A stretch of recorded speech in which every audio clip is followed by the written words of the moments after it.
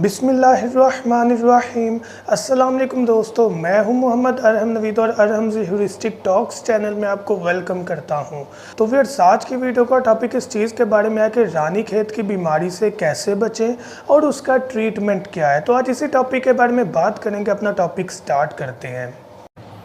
अगर आपने अभी तक हमारा चैनल सब्सक्राइब नहीं किया तो अभी सब्सक्राइब करें और बेल आइकॉन को क्लिक करके हमारी लेटेस्ट वीडियोस के बारे में अपडेट जानें। सब्सक्राइब कीजिए और हम आपको लिए चलेंगे आपकी फेवरेट वीडियो की तरफ। तो व्यूअर्स, हम यहाँ पर 3 चीज़ें देखेंगे। सबसे पहली चीज़ ये कि हमें कैसे पता चलेगा कि हमारे बर्ड्स को रानीखेत की बीमारी हो गई है। दूसरी चीज़ ये है कि इससे बचाएं कैसे अपने बर्ड्स को। तीसरी चीज़ ये है कि इसका ट्रीटमेंट क्या है। तो पहली चीज़ कि हमें पता कैसे चलता है, तो यहाँ पर मैं आपको बताना चाहूँगा कि आपका जो बर्ड है, सबसे पहला टिप वो सुस्त हो जाएगा, यानी कि एक्टिव नहीं रहेगा, फ्लाई नहीं कर पाएगा। दूसरा टिप, अपने पर फेंक देगा, यानी गिर जाएंगे पर, उसके लटके हुए होंगे। तीसरी चीज़, खाना पीना बिल्कुल छोड़ देगा। चौथी चीज़, जो गर्दन है उसको बार बार झटकेगा, ऐसे लगेगा जैसे कुछ अंदर गले में फंसा हुआ है, तो झटकेगा गर्दन, आपने समझ लेना है कि इसको कोई इशू है। पांचवी चीज़ यहाँ पर ये आ जाती है कि अपनी चोंच को वो परों में छुपा लेता है।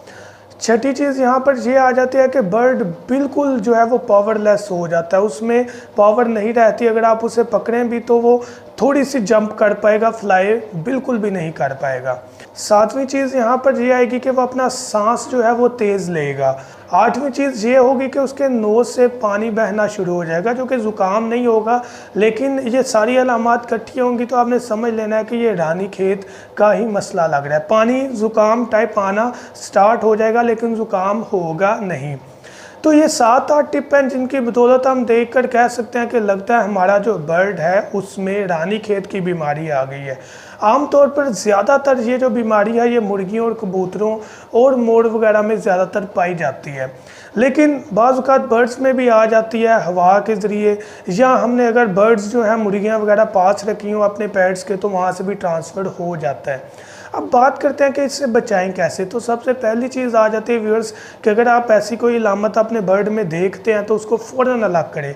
अब फ़ौरन अलग ऐसा नहीं करना कि उसके पास ही अपने केज के रख देना है। जिस केज में से निकाला है दूसरे बर्ड्स से इसको काफ़ी दूर रखना है, काफ़ी दूर रखना है, ताकि हवा भी चले तो उसके जरासीम या सांस से निकलने वाले जरासीम जो हैं वो हवा के ज़रिए दूसरे बर्ड्स तक ना पहुंच सके।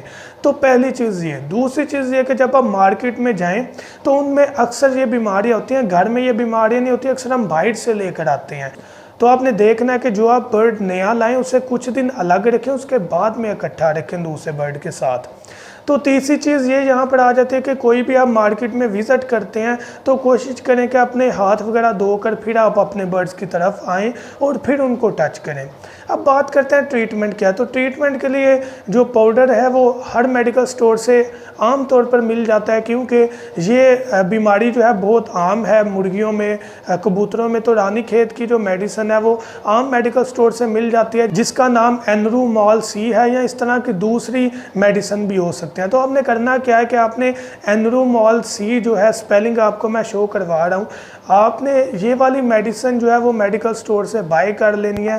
और जो बीमार परिंदा है उसके लिए क्या करना है कि आधा कप पानी, चाय वाला जो कप होता है उसका आधा कप पानी लेना है और उसमें एक चुटकी आपने एनरूमॉल सी का पाउडर जो है वो एक चुटकी डाल देना। उसे अच्छी तरह मिक्स करके जस्ट 2 ड्रॉप्स, 2 कतरे आपने उस बर्ड को पकड़ के पिला देने हैं, ड्रॉपर के ज़रिए या इंजेक्शन के ज़रिए। इंजेक्शन से मुराद सुई उसकी उतार देनी है और 2 ड्रॉप उसको आपने पिला देने हैं। अब 2 ड्रॉप सुबह और 2 ड्रॉप आपने शाम को पिलाने हैं, तब तक जब तक परिंदा बिल्कुल एक्टिव ना हो जाए या बिल्कुल ठीक ना हो जाए।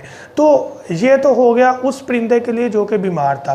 अब बात करते हैं कि जो दूसरे परिंदे उनमें भी तो एक्टिव हो सकती है ये बीमारी, तो उसके लिए आपने क्या करना है, तकरीबन 1-1 कतरा आप उनको भी पिला दें तो वो भी इंशाल्लाह सेट हो जाएंगे। 1 कतरा सुबह और 1 शाम, बस इससे ज़्यादा उनके लिए ज़रूरत नहीं।